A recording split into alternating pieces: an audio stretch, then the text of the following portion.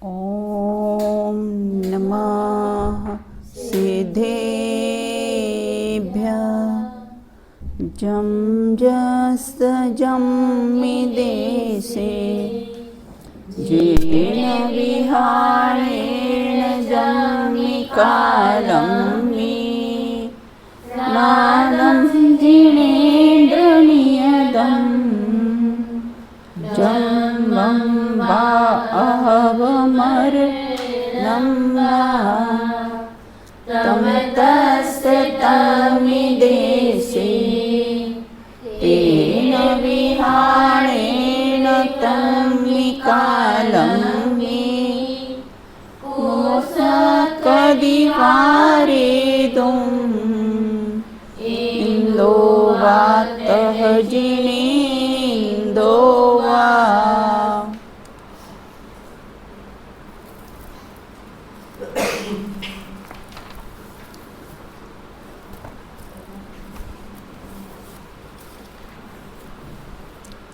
अपनी चर्चा यहाँ पर क्रमबद्ध पर्याय एक अनुशीलन, उसके माध्यम से हम क्रमबद्ध पर्याय की चर्चा कर रहे हैं।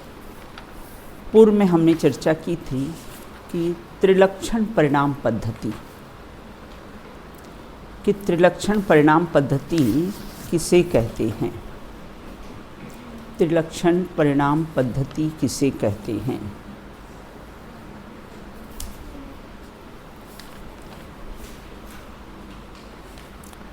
हाँ बताइए, हाँ बताओ अदिति, बताइए। दीदी, प्रत्येक प्रदेश और प्रत्येक परिणाम उत्पाद व द्रव्य स्वरूप है। हाँ। इसे त्रिलक्षण परिणाम पद्धति कहते हैं। हाँ। इसका एग्जाम्पल ऐसा आता है हाँ। कि जैसे एक माला है, उसमें हम मतलब माला फेर रहे हैं, तो एक मोती जो अभी हम पकड़े हुए हैं वो तो उत्पाद हुआ नए पर्याय का, और जो पीछे मोती छोड़ दिया है उसका व्यय हुआ। लेकिन ना तो वो मोती उत्पन्न हुआ और ना ही उसका विनष्ट हुआ, इसलिए वह जो माला है और जो उसमें धागा है वह द्रव्य ही रहा।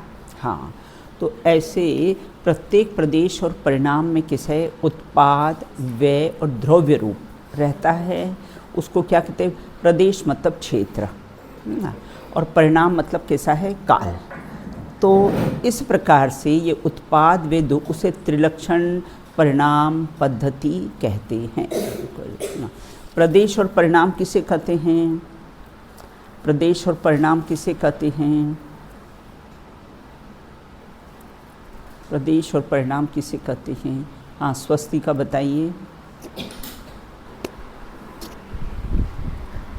विस्तार क्रम में प्रवर्तमान द्रव्य के सूक्ष्म अंश को प्रदेश कहते हैं तथा प्रवाह क्रम के प्रवर्तमान द्रव्य को परिणाम कहते हैं। परिणाम कहते हैं। रोज है ना 2 पेज रीडिंग किया करो, तो ये प्रैक्टिस हो जाएगी आपकी। तो यहाँ कहते हैं विस्तार क्रम के प्रदेश के द्रव्य के सूक्ष्म अंश को कैसा है, प्रदेश कहते हैं, और प्रवाह क्रम में प्रवर्तमान द्रव्य को कैसे, परिणाम। 2 बात है, प्रदेश और परिणाम। प्रदेश में उन्होंने क्षेत्र लिया है और परिणाम में उन्होंने कैसा है, काल को लिया है। बिल्कुल वही अपने एक हॉल का उदाहरण ले ले, है ना। अब आज अपन चर्चा करेंगे यहाँ पर, अब क्षेत्र और काल की नियमितता क्या है। जैसे सबकी नियमितता, द्रव्य, क्षेत्र, काल और भाव सबकी ही कैसी है, नियमितता है। बिल्कुल, लेकिन यहाँ क्षेत्र और काल की नियमितता बता रहे हैं कि क्षेत्र और काल की नियमित क्रम क्या है, उसकी चर्चा अपन करेंगे। जिस प्रकार क्षेत्र का प्रत्येक प्रदेश क्रम नियमित अर्थात सुरक्षित है, उसी प्रकार काल अर्थात पर्याय के प्रकट होने का काल भी नियमित अर्थात सुनिश्चित है। बिल्कुल, वो तो हम क्या है, वो परिणमन करता है ना, एस्केलेटर की जो सीढ़ियाँ होती है ना, वो हमें चलती हुई दिखती है, लेकिन वो बिल्कुल अपने स्थान पर ही रहती है, वो किसी आगे पीछे होती नहीं है। बिल्कुल लिफ्ट हमको लगती कि फर्स्ट सेकंड थर्ड फोर्थ है, लेकिन लिफ्ट अपने ही एरिया में कैसी है, रहती है। उसी प्रकार के साथ समय काल मतलब समय की नियमितता अर्थात कैसी है, सुनिश्चित है। क्षेत्र और काल के नियमित क्रम को आगामी पृष्ठ, अब इसमें दोनों की तुलना बताई है कि क्षेत्र की नियमित क्रम क्या है और काल का नियमित क्रम क्या है। देखो, जो पर्याय प्रति समय बदलती रहती है प्रवाह क्रम है। नदी में है ना, लहरें प्रति समय कैसी होती है, बदलती रहती है और आगे कैसी है, बढ़ती रहती है। तो जो पर्याय प्रति समय बदल रही है वह कैसा प्रवाह क्रम है और वह दृष्टि के विषय में सम्मिलित है। हाँ, देखो, उत्पाद मतलब नवीन पर्याय का उत्पन्न होना, व्यय मतलब पर्याय का नष्ट होना, जो बदलते हुए स्थिर रहे और वो ध्रुव्य है। तीन बातें आई ना। कौन सा है? उत्पाद मतलब नवीन पर्याय का उत्पाद होना, व्यय मतलब जो पर्याय नष्ट हो गई है, और ध्रुव्य किसे कहते हैं? जो बदलते हुए स्थिर रहे, उसको क्या कहते हैं? ध्रुव्य कहते हैं। बिल्कुल, है ना, कि जो निरंतर बदलती है प्रवाह रूप से, यही उसकी कैसी है, नित्यता है ना। वही उसकी कैसी निरंतर, वो फॉल निरंतर गिर रहा है, वही उसकी कैसी है, नियमितता है। वही उसकी कैसी नित्यता है, वही उसकी नियमितता है और वही उसकी कैसी नियतिता है। अब देखो, इन्होंने कैसा है, दो उदाहरण है ना। ये प्रश्न बहुत महत्वपूर्ण है कि क्षेत्र के नियमित विस्तार क्रम क्या है और काल का नियमित विस्तार क्रम क्या है। बिल्कुल देखो, जिस प्रकार शिखर जी बिहार में हैं और वहाँ नक्सलवादियों का बहुत आतंक है शिखर जी में। अब चलो उसको उठा के ऐसा करते हैं, देशना पर अपने इंदौर ले आते हैं, है ना। इंदौर अपनी अच्छी जैनों की धर्म नगरी है, बिल्कुल, है ना। वहाँ पर कोई आतंकवादी नक्सलवादी नहीं है, तो अपन उठा कर कैसा है उसको यहाँ पर कैसे हैं, ले आते हैं। मध्य प्रदेश में धर्म भी अधिक है ना, और मध्य प्रदेश में ले आए, ये कैसा है, लेकिन ला सकते हैं नहीं। वो क्षेत्र की निश्चितता, मतलब वो उस क्षेत्र में शिखर जी कैसा है, निश्चितता है, बिल्कुल, है ना। और कैसे वो क्षेत्र का विस्तार क्रम है ना। और नदी का जो पानी बह रहा है वह प्रवाह क्रम है, वो किसी काल की नियमितता। देखो, क्षेत्र में फैलाव, एरिया, और काल में है ना, एक के बाद एक पर्याय आती रहती है, बिल्कुल, है ना, सीढ़ियों की तरह। चलिए अब देखते हैं, द्रव्य के संपूर्ण प्रदेशों को एक साथ विस्तार की अपेक्षा से देखा जाए तो उसका संपूर्ण क्षेत्र एक अखंड है, बिल्कुल, है ना। हम अगर पूरे भारत को देखें क्षेत्र की, एरिया की अपेक्षा से, कि अपने आत्मार्थी ट्रस्ट को ले लो, ये आत्मार्थी ट्रस्ट है ना, तो वो कैसा है, उसका एरिया, उसका फैलाव जो है ना, तो वो कैसा एक अखंड है। वो तो हमने कह दिया, ये आत्मार्थी ट्रस्ट, ये आत्मार्थी कन्या विद्या निकेतन, ये अपना निवृत्ति निलय, है ना, ये तो हमने कैसा है कह दिया है, लेकिन है ना, है तो आत्मार्थी ट्रस्ट एक अखंड है, बिल्कुल। तो ये मतलब क्षेत्र उसका अखंड है ना, तो ये क्षेत्र की नियमितता है ना, का विस्तार क्रम। अब कहते काल की, अब द्रव्य के त्रिकालवर्ती परिणामों को एक प्रवाह की अपेक्षा से देखा जाए तो उसका प्रवाह कैसा है, त्रैकालिक है, एक अर्थात एक और अखंड है। भाई उत्पाद व्यय की अपेक्षा से देखा जाए तो वो कैसे काल की कैसी है, नियमितता है, बिल्कुल, निरंतर उत्पाद व्यय, लहरें निरंतर उत्पन्न होती विनष्ट, उत्पन्न होती विनष्ट होती है, बिल्कुल, ये उसकी किसी काल का नियमित कैसा है, प्रवाह है, जिसमें उत्पाद व्यय होता है, बिल्कुल। अब द्रव्य के विस्तार क्रम का अंश प्रदेश है और द्रव्य के प्रवाह क्रम का अंश परिणाम है। दो बातें अपनी पूर्व में भी आई थी। द्रव्य का जो विस्तार क्रम है उसका अंश को क्या कहते हैं, प्रदेश कहते हैं, बिल्कुल। देखो, प्रदेश में पुद्गल के भी प्रदेश लेना, एक बात ध्यान रखना बेटा, है ना। प्रदेश जो शब्द आता है ना, तो वो क्या करता है, वो पुद्गल के भी प्रदेश होते हैं और आत्मा के भी प्रदेश होते हैं, लेकिन आत्मा के प्रदेश चेतन होते हैं और पुद्गल के प्रदेश कैसे होते हैं, अचेतन होते हैं। बिल्कुल। तो इस प्रकार से द्रव्य के विस्तार क्रम का अंश प्रदेश है और द्रव्य के प्रवाह क्रम का अंश कैसा है, परिणाम है। क्षेत्र में प्रदेश का एक नियमित विस्तार क्रम है और काल में पर्यायों का कैसा है, एक निश्चित एक नियमित प्रवाह क्रम है। इन्होंने मोतियों के हार में जो मोती जिस स्थान पर क्रम से हैं उसी नंबर पर कैसे हैं, वो सदा ही रहेंगे। सीढ़ियाँ हैं, हम चढ़ते हैं तो वह अपने एक के बाद दूसरी, लेकिन वो अपने स्थान पर कैसी होती है, नियमित ही रहती है। बिल्कुल, है ना। और झूलते हुए हार में मोतियों के प्रकट होने का काल नियमित है। बिल्कुल, है ना। और झूलते हुए हार का आशय दोनों उंगलियों के बीच के में पकड़ कर हम माला फिरते ना, एक एक मोती को, है ना, पकड़ते जाते, छोड़ते जाते, पकड़ते जाते, ऐसा ऊपर ऊपर करते जाते ना, तो वो कैसा है, पकड़ते जाते। तो एक एक खिसकाने से, जाप करने से यही प्रक्रिया अपनाई जाती है। बिल्कुल, है ना।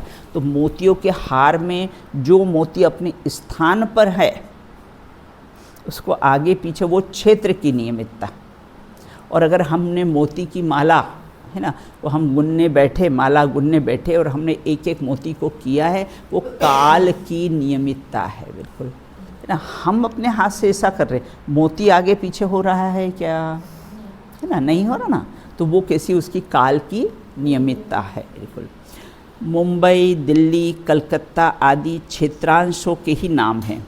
जिस प्रकार मुंबई के क्षेत्र को वहाँ से उठाकर दिल्ली वाले प्रदेश में नहीं रखा जा सकता है, उसी प्रकार एक ही प्रदेश को अपने स्थान से खिसका कर कैसा है, आगे पीछे किया जा सकता नहीं है। इस हॉल में सब टाइल्स लगी है तो वो एक टाइल को आगे पीछे खिसका कर नहीं किया जा सकता है, वो अपने स्थान पर बिल्कुल स्थित है, खचित है, वो क्षेत्र की नियमितता।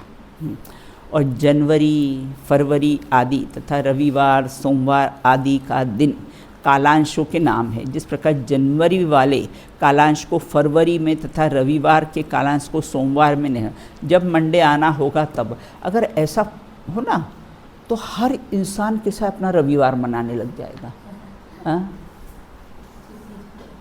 हर इंसान क्या होगा, रविवार, जिसको जब काम हो चलो आए रविवार मना लेते हैं।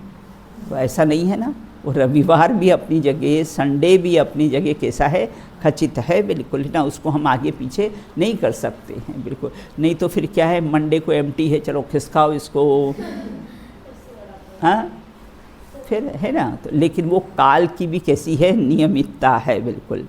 तो उसी प्रकार इसलिए कोई व्यवस्था दी नहीं किसी के हाथ में, कुदरत ने कोई भी व्यवस्था किसी के हाथ में दी नहीं। अगर देते ना तो फिर कैसा है, कोई सोचेगा आज संडे हो और आज कोई सोचेगा मंडे हो, तो फिर क्या होगा, कितनी अव्यवस्था हो जाएगी। विचार करो, अगर ये नियमित नहीं हो, क्षेत्र की नियमितता और काल की नियमितता नहीं हो तो बोलो कितनी अव्यवस्था हो जाएगी। उसी प्रकार से किसी भी द्रव्य के समयवर्ती कालांश मतलब पर्याय को उससे पहले या बाद में किया ही नहीं जा सकता है। कोई पर्याय को हम खिसका कर बिल्कुल आगे पीछे कर ही नहीं सकते हैं ना। क्या करें, अब ये गुस्से का परिणाम आ गया, अब इसको आगे पीछे कर दे, है ना। हम नहीं चाहते कि आज गुस्सा हो, बिल्कुल, है ना। मैं कितनी बार सोचते अष्टमी चौदस को मैं मौन ले लूँ, मेरे को बहुत विकल्प आता कि अष्टमी चतुर्दशी को मैं मौन रहा करूँगी, बिल्कुल, है ना। लेकिन वो पॉसिबल ही नहीं है ना। अब एक आध बार कभी करके देखूँगी क्योंकि कुछ ऐसी समस्याएं आ जाती है ना, तो निर्णय कैसा है, लेना ही पड़ता है, बिल्कुल। तो इस प्रकार से यहाँ ये कहते हैं, देखो, और लोकाकाश के जितने प्रदेश है उतने ही जीव के प्रदेश है। कितने हैं लोकाकाश के प्रदेश? असंख्यात प्रदेश है। आत्मा भी कैसा है? असंख्यात प्रदेश ही है। और 3 काल के जितने समय हैं उतने ही प्रत्येक द्रव्य की पर्याय है। काल द्रव्य की सबसे छोटी इकाई कौन सी है? समय है ना, समय है, बिल्कुल। द्रव्य क्षेत्र काल भाव की सब छोटी इकाई मालूम है ना? हाँ बताओ अदिति। द्रव्य का कौन सा है? क्षेत्र, काल का समय, क्षेत्र का प्रदेश और भाव का अविभाज्य परिचय, द्रव्य का सामान्य। तो यहाँ ये कहते हैं लोकालोक के एक एक प्रदेश पर एक एक कालाणु खचित है ना। लोकाकाश समझो, ये लोकाकाश है बेटा, ये लोकाकाश है ना। अब यहाँ पर इसके सब प्रदेश हैं बिल्कुल, है ना। और ये एक एक प्रदेश पर एक एक कालाणु, मतलब वो काल द्रव्य कैसा है, बैठा हुआ है। जैसे चेस होती ना, चेस में इतने ब्लॉक्स बने हुए होते और एक एक उस पर क्या होता है, एक एक हमने वो राजा वजीर वगैरह जो भी होते ना रख दिए हैं। तो ये पूरे आकाश के प्रदेश में एक एक कालाणु कैसा है, खचित है, मतलब एक एक कालाणु कैसा है बिल्कुल। और 3 काल के एक एक समय में प्रत्येक द्रव्य की एक एक पर्याय खचित है। फिल्म की, रील की भांति, है ना। जैसे फिल्म में जो रील होती है ना, बड़ी, कभी देखी तुमने रीलें? इतनी इतनी से सब बंडल पूरा आता है, एक एक पिक्चर का इतना पूरा बंडल आता है, उसमें इतनी से फिल्में रहती। और फिर वो कैमरे के वहाँ पर उसको फिट कर देते हैं और जो रील सामने आती है वो पर्दे पर कैसी है, हाँ ब्लैक कलर की आती है और वो सामने कैसी है, आ जाती है। तो यहाँ कहते तीनों काल के एक एक समय में प्रत्येक द्रव्य की एक एक पर्याय कैसी है, खचित है बिल्कुल, है ना। अब देखो, इसको रत्नों की राशि के ढेर के समान कहा है। लोकाकाश का एक एक प्रदेश पर एक एक कालाणु खचित है, वो किसी रत्नों की राशि के समान, है ना। रत्न हमने बिछाए तो सब रत्न कैसे, 1 रत्न 2 रत्न ऐसे बिछाए हमने, तो ये से रत्नों की राशि के। और ये कैसा है, जैसे साइकिल की चेन होती ना बेटा, साइकिल की चेन देखी, वो कौन सा कांटा कौन से होल में जाएगा, ये नक्की है ना। साइकिल की चेन चलती है, आपकी साइकिल ठीक है, कहाँ है साइकिल आपकी? यहाँ नीचे रखी हुई है। तो यहाँ ये कहते हैं कि वो चलाया करो, लाए हो तो तुम्हारे लिए। पंचर हो गई तो तुम लोग, पंचर हो गई तो अपने आप पंचर मशीन भी है, सुनील को वो ना 1 मिनट में उसको हवा भर देगा। तो यहाँ ये कहते हैं साइकिल, है ना, छेद में एक एक कांटा कैसा है, खचित है। भाई वो चेन का एक एक कांटा कौन सी होल में आने वाला है बिल्कुल, है ना, छेद में आने वाला, ये कैसा है, खचित है बिल्कुल, है ना। अब कहते एक एक चेयर पर एक एक सीट खचित है, लेकिन ना एक एक चेयर पर एक कैसी है, खचित है बिल्कुल, है ना। तो इस प्रकार उसको आगे पीछे कैसा है, नहीं कर सकते हैं।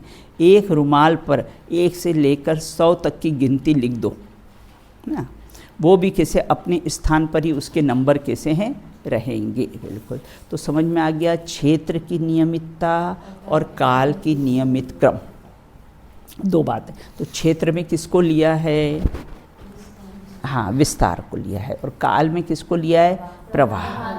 क्षेत्र में ऐसा लेना और काल में एक के बाद एक लेना बिल्कुल, है ना। तो इस प्रकार से है। सीढ़ियों के क्रम और सिनेमा के रील के उदाहरण से क्षेत्र और काल की नियमितता को कैसा है, समझा जा सकता है बिल्कुल, है ना। अब यहाँ के क्षेत्र का क्रम नियमित, आजकल अनेक स्थानों पर स्वचलित सीढ़ियाँ होती, वही स्केलेटर, वे सीढ़ियाँ भी अपने अपने नियमित क्रम में कैसी है, प्रकट होती है। हमको लगता है कि ये आ गई, ये आ गई, ये आ गई, ये आ गई बिल्कुल, लेकिन वो अपने स्थान पर कैसी है, खची। इसी प्रकार पर्याय भी अपने अपने कैसी है, नियमित क्रम में कैसी, कोई आगे पीछे। देखो जन्म नक्की है, मरण नक्की है, तो जन्म से लेके मरण तक का एक एक क्षण नक्की नहीं होगा, वो भी कैसा है, नक्की है ना बिल्कुल। लेकिन वो हमको क्या है, वो डाइजेस्ट नहीं होता है, उसको हम आगे पीछे फेर फार करने में कैसे हैं, लगे रहते हैं। भाई 10 नंबर की पर्याय 10 नंबर पर आने वाली, हम उसको 9 नंबर पर लाना चाहते हैं। 10 नंबर की पर्याय को हम आगे 11 नंबर पर खिसकाना चाहते हैं, जबकि वो एक एक पर्याय कैसे अपने क्रम काल में कैसे है, खचित है। कितनी निश्चिंता हो जाती श्रेया, ये अगर क्रमबद्ध पर्याय अपने जीवन में बेटा उतर जाए तो कितनी निश्चिंता हो जाती है। हाँ, किसी पर कोई आक्षेप है, इसने मेरा ऐसा क्यों कर दिया, उसने मैंने इसके साथ ऐसा क्यों किया, ऐसा सब बस जो होना है सो निश्चित है, केवल ज्ञानी ने गाया है। बस एक पंक्ति में सारी समस्याओं का समाधान हो जाता है। बिल्कुल तुरंत सारी आकुलताएं कैसी है, समाप्त हो जाती है। मैं हमेशा कहती हूँ कि डिप्रेशन की बेस्ट मेडिसिन क्रमबद्ध पर्याय है। जिसको भी कभी डिप्रेशन होना, क्या करेगा डिप्रेशन, या तो भूत के बारे में सोचता रहेगा या भविष्य के बारे में सोचता रहेगा। बिल्कुल है ना। और अगर हमने ये कि भूत भी निश्चित है, बिल्कुल देखो भूतकाल बीत गया है, वो निश्चित, भविष्य आपको पता नहीं, और वर्तमान की पर्याय प्रगति हो गई है, तब तुम किस में फेरफार करने जाओगे? कोई है जिसमें आप आगे पीछे करने जाओगे? कोई चांस ही नहीं कि जिसको हम कैसा है आगे पीछे कर सके। लेकिन वो कर्तृत्व का अभिमान जिसको होता है ना, उसको ये क्रमबद्ध पर्याय डाइजेस्ट नहीं होती। मैंने किया, मैं कर सकता हूँ, बिल्कुल है ना। मैं यहाँ पर सबसे अच्छा वो जानती हूँ, है ना, ये कंप्यूटर वगैरह का है ना, तो मैं सबसे अच्छा जानती हूँ। तो यहाँ कहते हैं ये कर्तृत्व का अभिमान है ना। ठीक है, तुम्हारी पर्याय कैसी योग्यता है, हर व्यक्ति में अपनी अपनी योग्यता कैसी होती, किस में क्या योग्यता होती, किसी में क्या योग्यता होती है। मुझे तो ऐसा कितनी बढ़िया है, और अंकिता का कैसा पाप का उदय है। मुझे बार बार विकल्प आता है कि अब जीवन में तुम कहाँ पढ़ोगे ये क्रमबद्ध पर्याय। अनंत आकुल, तुम्हारे घर में एक 10-15 दिन रह लोगे तो फिर बाद में वहीं रहना है तुमको, है कि नहीं। यहाँ कहाँ पढ़ना जो छूट जाएगा ना, तो कहाँ पढ़ पाओगे आप, बिल्कुल है ना। लेकिन न पेरेंट्स सोचते हैं, लेकिन जिनके पेरेंट्स को धर्म की रुचि होना बेटा, वो लोग ऐसा कभी नहीं सोचेंगे। जिनको धर्म की रुचि नहीं होती ना, वो पेरेंट्स को धर्म का कोई महत्व नहीं होता है बस।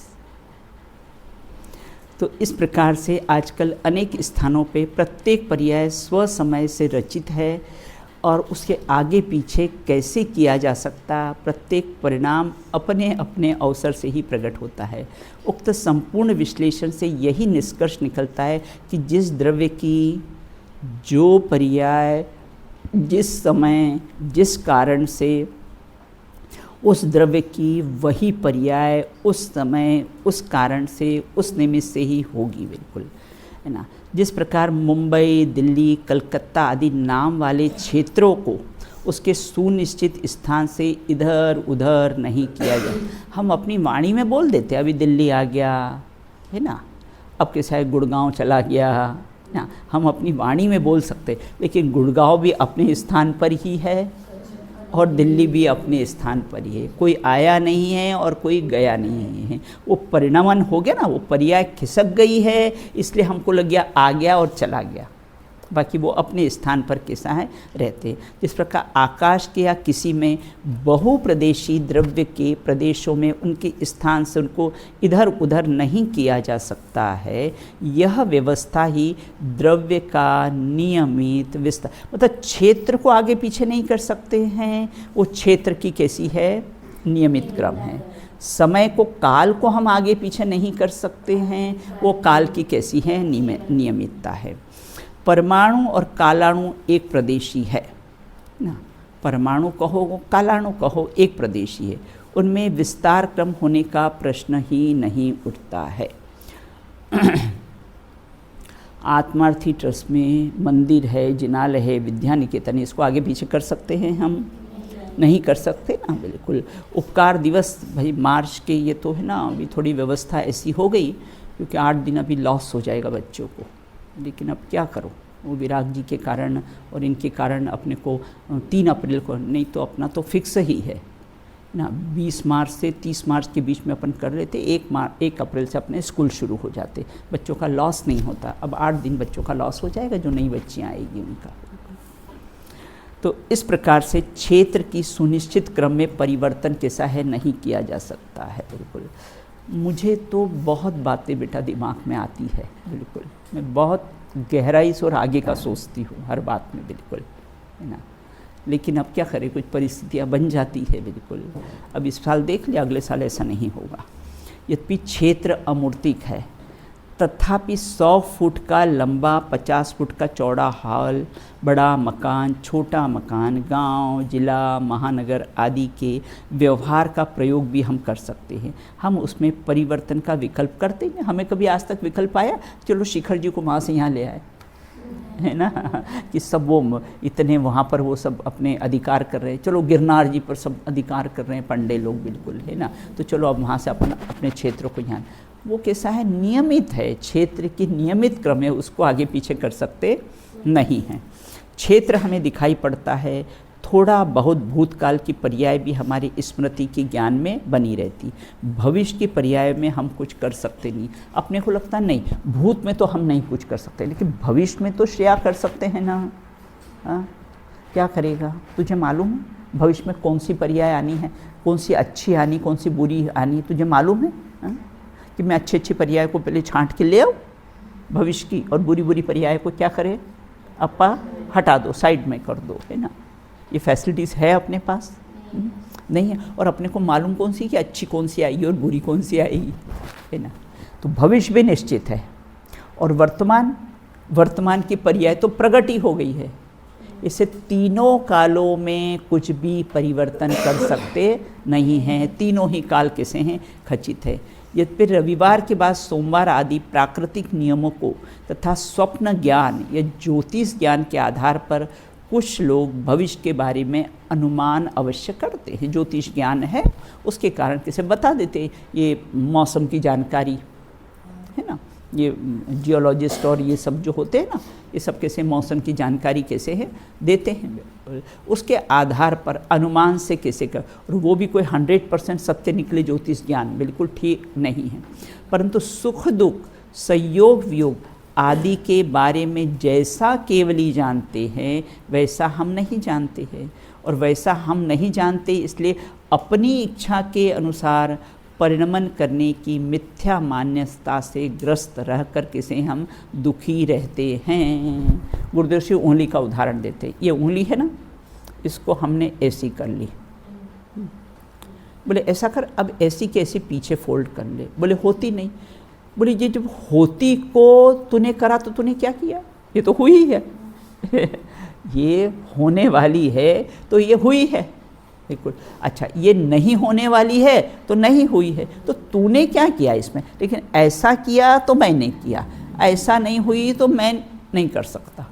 वो दोनों परिस्थिति में मानना, डॉक्टर से ऑपरेशन बिगड़ जाता है तो बोले ईश्वर की मर्जी, और अगर ऑपरेशन सक्सेस हो जाता है तो मैंने किया, तो कैसा है, मैंने किया, बिल्कुल, है ना। तो इस प्रकार यहाँ ये कहते हैं पेपर अच्छा गया तो रिज़ल्ट अच्छा है तो मैंने मेहनत की, और अगर रिज़ल्ट अच्छा नहीं आया, टीचर ने अच्छा नहीं पढ़ाया, तो इन्होंने ये नहीं किया, हाँ चेकिंग अच्छी नहीं, इन्होंने पार्शलिटी कर ली, अनेकों कैसे आरोप उन पे लगा देते हैं।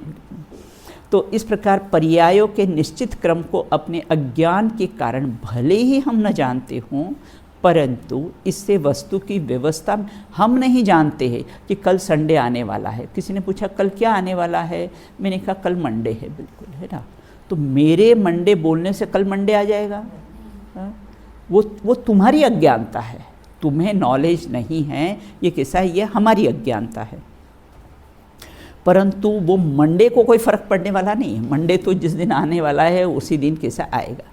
पर्यायों का क्रम तो निश्चित है ही, जिसे सर्वज्ञ के द्वारा प्रत्यक्ष कैसा है जाना जाता है। यही कारण है कि यहाँ सर्वज्ञ के ज्ञान के आधार से क्षेत्र की नियमितता और विस्तार क्रम से काल की नियमितता समझाई गई। दो बातें हैं, ये सब सर्वज्ञ के ज्ञान के अनुसार है, बिल्कुल, है ना।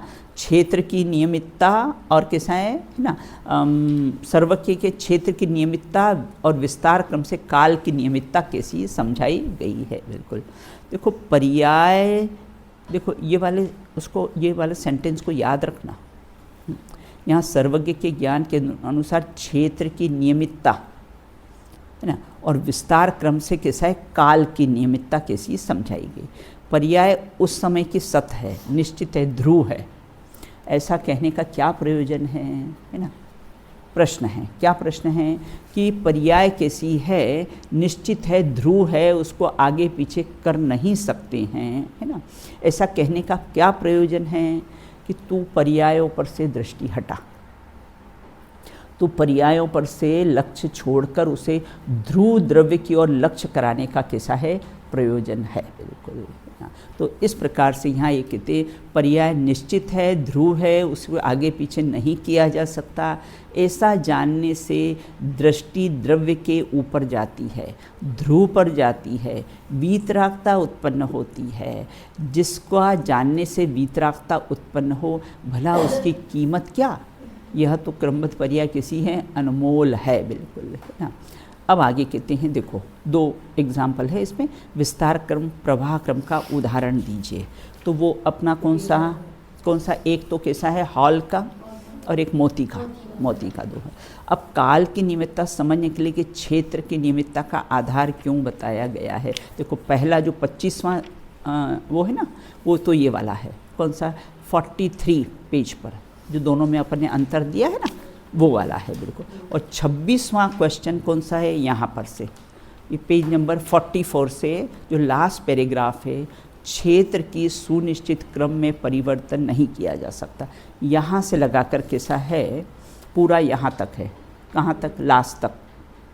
विस्तार क्रम से काल की नियमितता समझाई जा सकती, यहाँ तक उनका कैसा है आंसर है।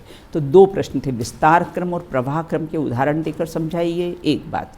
फिर काल की नियमितता समझाने के लिए कि क्षेत्र की नियमितता को आधार क्यों बनाया गया है। बिल्कुल, तो इस प्रकार से यहाँ पर बात है। अब आगे कहते हैं, इसमें विस्तार क्रम प्रवाह क्रम के उदाहरण, ये जो अपन ने लिया ना चार्ट से, वो बहुत महत्वपूर्ण है। अब आगे कहते हैं, भवितव्यता के आधार से कर्तृत्व का निषेध। भविष्य में क्या होगा, है ना, उसके कारण कैसा है कर्तृत्व का निषेध किया गया कि जब वो भवितव्यता होनहार, भवितव्य का हो, होनहार को हो, वो निश्चित है, तो अब कैसा है उसमें करने का कुछ रहा ही नहीं। जब सब कुछ निश्चित है, भाई एक रूम है उसमें पूरा व्यवस्थित है, बिल्कुल, है ना। अब बोले कि मैं कुछ आके करूं, बोले कोई ने बोला मैं आपकी हेल्प करूं, नहीं, सब तैयारी, आप लोग की उपकार दिवस की पूरी तैयारी हो जाए, और अचानक कोई आपके, दीदी मैं आपकी क्या हेल्प कर सकती हूँ, बोले नहीं, पूरी तैयारी हमारी कैसी है, हो गई है। बिल्कुल। अब वो अंकिता आके कहेगी कि अब क्या तैयारी करना है, बोले हमारी तो अब सब तैयारी पूरी हो गई है, अब क्या करना है आपको। अब कहते हैं, इस गद्यांश में स्वयंभू स्तोत्र और पद्मनंदी पंचविस्ति का अध्यात्म रहस्य मोक्ष मार्ग प्रकाशक कषाय पाहुर के आधार से भवितव्यता का उल्लेख करते हुए कर्तृत्व के अहंकार को छोड़ने की प्रेरणा दी है ना। अनेक अनेक आगमों का आधार उन्होंने लिया है। पंडित जुगल किशोर जी मुख्तार ने सर्वज्ञता और भवितव्यता में ज्ञान ज्ञेय संबंध स्थापित किया करते हुए दोनों की स्वतंत्र, मतलब ज्ञान में क्या ज्ञेय बनना है बेटा वो भी नक्की है, मेरे ज्ञान में क्या ज्ञेय बनना है वो भी नक्की है। बिल्कुल, उसको भी हम कैसे हैं आगे पीछे कर सकते नहीं है। हम सोचे अरे ये मेरे सामने नहीं आए, ये मेरे सामने नहीं आए। मैंने आपको एक बार बताया था ना कि एक बार कोई स्कूल में कुछ फंक्शन था, पता नहीं कौन सा, तो लड़कियां सब है ना अच्छी तैयार वैयार होके जरा ऐसा करके गई, और इन्होंने सोचा बड़ी दीदी के सामने नहीं हम आएंगे, और हम कैसा है चुपके से उधर से निकल जाएंगे, ऐसा घूम के ऐसा निकल जाएंगे। और मैं नीचे उतरे, मुझे विकल्प आया कि मैं इधर से जाऊँ, और आमने सामने हो गए।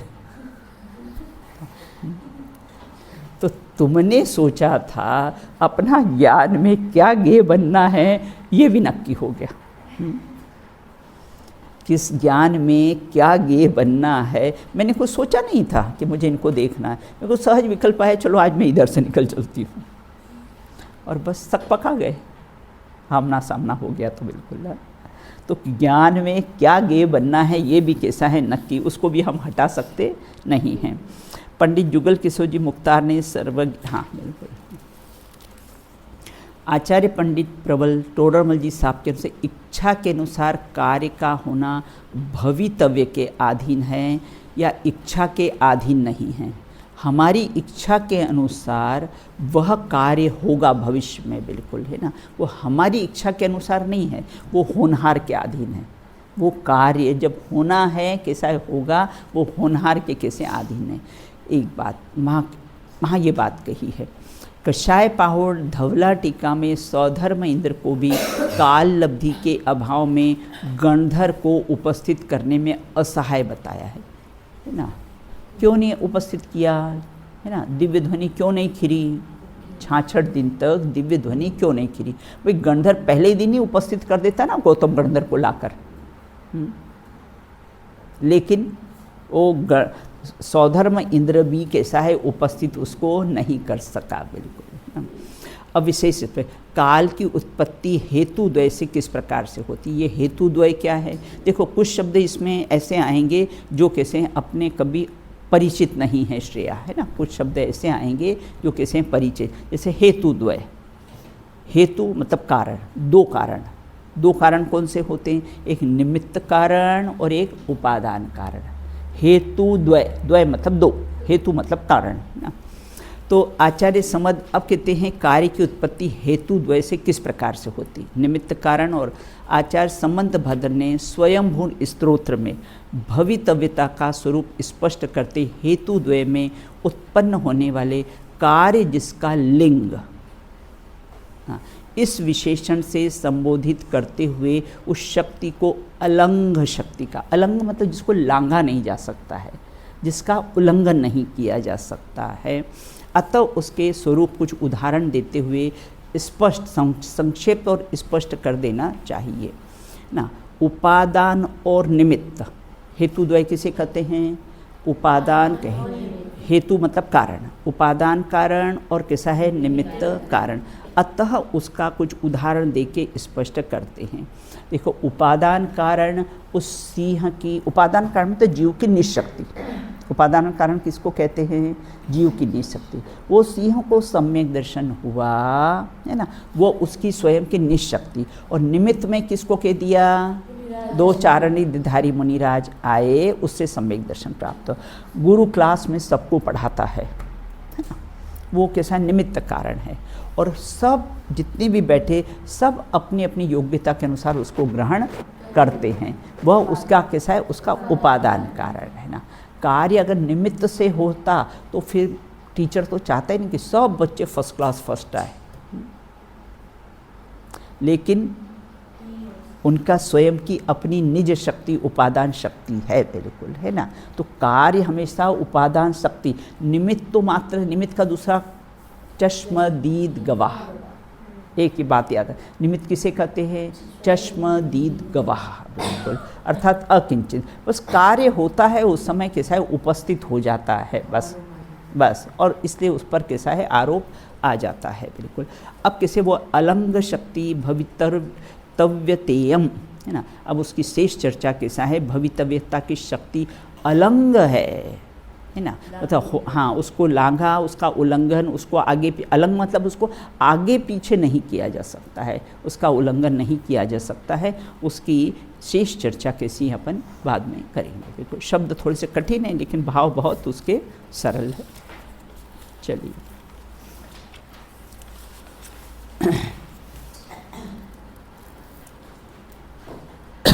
लिख लिया था आपने, जो होने योग्य ही होता है जब वस्तु स्वयं ही बदलती है, तो क्यों रोता गाता है, तू फिकर सोच क्यों करता है, जो होना है सो नीता है, तू अपनी ताकत खोता है, चेष्टाएं थक कर रह जाती, पर जो होना है होता है, तू क्यों गाता है, तू होना है सो होता है।